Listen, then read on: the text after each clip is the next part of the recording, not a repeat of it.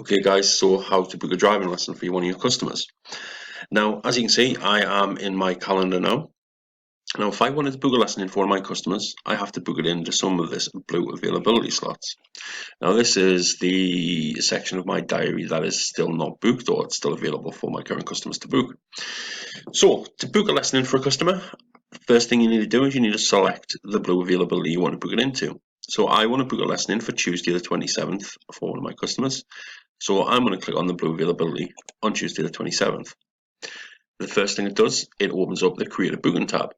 Now in this tab, you can select which customer you want to book the lesson in for. You click on the event as well. Okay, now this gives you some options, whether you want to book a driving lesson test, new custom slot and availability. So we're going to stick with a driving lesson for now.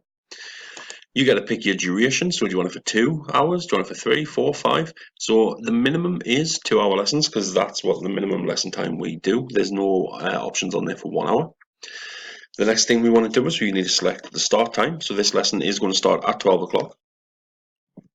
You then get to pick which address you're picking them up from. Is it going to be their primary address or secondary address? Now you can find these addresses in your customer list. Okay, so you can go into there and find the addresses that they have logged on their account. You're then going to have a look at the drop-off point as well. So are they getting dropped off from work or college or school?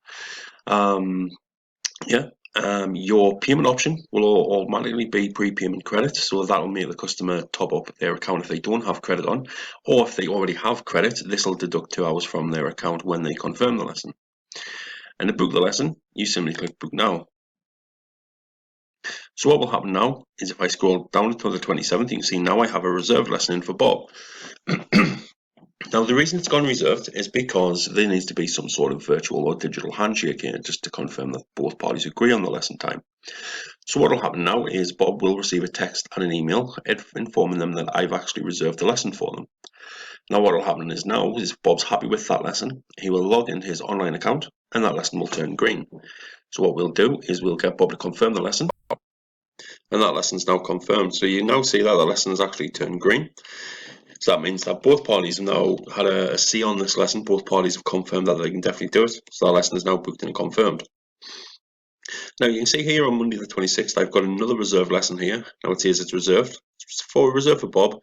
Then it says awaiting action from you. So that means that I am still to confirm this one. Now this is a reserved lesson that Bob has actually booked into my diary. So I would have received a text and an email to let me know a customer has reserved this lesson.